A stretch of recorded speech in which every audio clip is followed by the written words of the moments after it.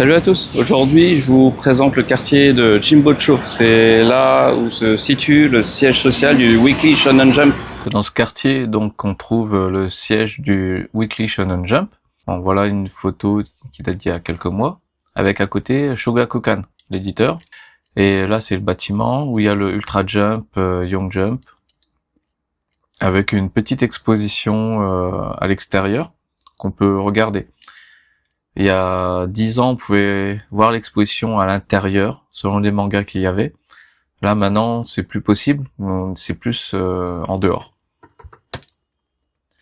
Donc là, c'est vraiment les anciens titres du magazine. Et on est dans le quartier qui est vraiment spécialisé dans les livres d'occasion. Donc il y a plus de 160 à 180 boutiques comme ça. Donc là, vous pouvez voir, on trouve vraiment les vieux magazines de prépublication, comme les Shonen Magazine, et ici, vraiment les très très vieux Shonen Jump.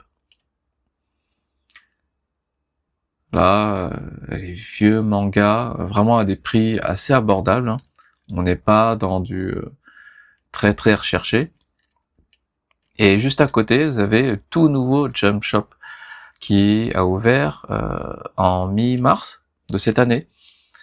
Donc il est un petit peu différent des autres Jump Shop.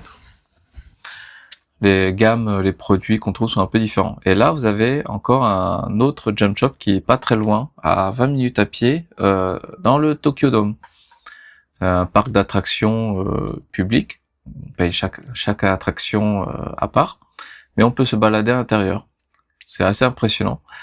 Donc à l'intérieur de cette boutique-là, dans ce Jump Shop, vous avez pas du tout les mêmes produits. Vous avez les canvas, les tableaux imprimés, mais tous les autres produits sont assez différents.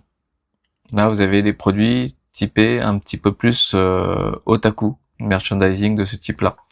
L'autre, c'était un peu plus casual, avec des t-shirts, des tote bags et tout. Et là, on termine avec une petite boutique de matériel de manga. Donc toujours dans le coin, hein. Et là, je suis allé faire un petit atelier, donc pour faire une petite séance. C'est un atelier que je vais présenter à Tokyo pour les touristes.